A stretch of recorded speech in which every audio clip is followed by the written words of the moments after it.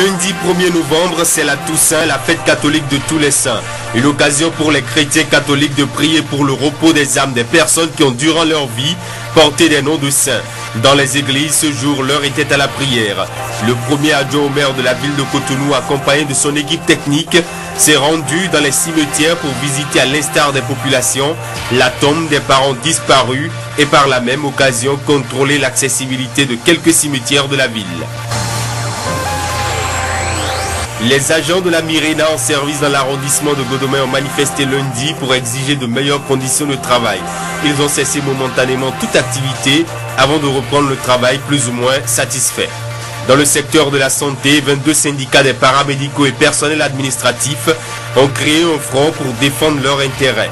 Les militants du Front uni des organisations syndicales de la santé FUOS ont observé mardi un sit-in dans les locaux du ministère de la Santé.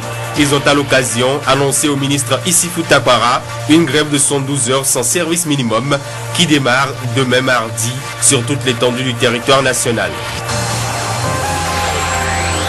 Cotonou a vécu un braquage mardi. À Missebo, deux malfrats bien ont opéré en plein jour et arraché une mallette remplie d'argent à un homme. Les braqueurs, qui ont certainement suivi la victime à bord de son véhicule 4x4, ont assommé son chauffeur. Après avoir eu le butin, ils ont pris la fuite en arrachant également à une dame et à un conducteur de taxi-moto leur engin. Après le boycott du jeudi 28 octobre, les députés ont retrouvé le chemin de l'hémicycle mardi. Ils ont procédé à l'ouverture de la session budgétaire, une session qui sera marquée par l'étude du budget de l'État exercice 2011 et d'autres dossiers tels que la loi portant lutte contre la corruption en République du Bénin. Les chefs quartiers et conseillers locaux Force Cori pour un Bénin émergent de Parakou sont très remontés contre le cadre de concertation de la mouvance présidentielle. Ils ont organisé une conférence de presse pour dénoncer le traitement dont ils ont fait l'objet de la part de l'autorité du cadre en question. Désiré Adadja, ministre de la Communication et des Technologies de l'Information et de la Communication, était face à la presse la semaine dernière à la salle de conférence de son ministère.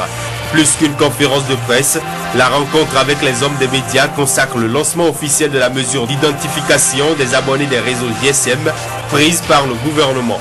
À cette conférence étaient présents, outre les opérateurs GSM, les membres de l'autorité transitoire de régulation des postes et télécommunications.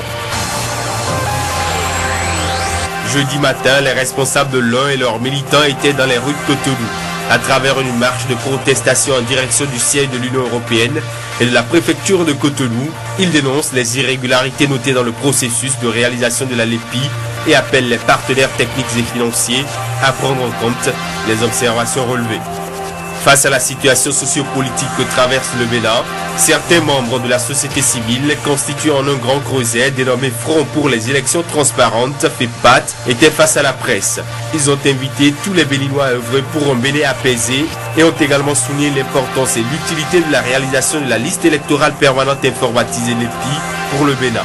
C'était à travers une déclaration lue par le coordonnateur du FEPAT, Léopold Benou. Force Élection reste fidèle à son rôle d'arbitre de la vie sociopolitique.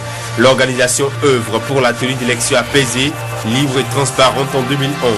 Ses membres sont montés au créneau pour faire leurs propositions en faveur de l'apaisement du climat social. La phase 3 du processus de réalisation de la LEPI gagne le mono et le Koufo. Les responsables de la CPS LEPI et de la Mirena ont lancé vendredi à la Maison du Peuple de la commune de Lokossa les opérations d'enregistrement biométrique pour le compte de ces deux départements. À Porto-Novo, les opérateurs quittés des départements de Lemay-Plateau ont manifesté lundi. Plus d'un mois après l'arrêt de la troisième phase du processus de réalisation de la LEPI dans ces départements, certains parmi eux n'ont pas été payés. C'est la principale raison de ce mouvement d'humeur. L'installation de Roro Terminal ne fait pas l'unanimité au sein des travailleurs de la Société béninoise de manutention portuaire Sobemap. Le syndicat, le Sinatramap, dénonce la politique du gouvernement dans la gestion de la crise qui oppose leur société à Roro Terminal SA. Samedi, ils ont utilisé de gros moyens pour barricader la rampe d'un des navires de cette société de manutention.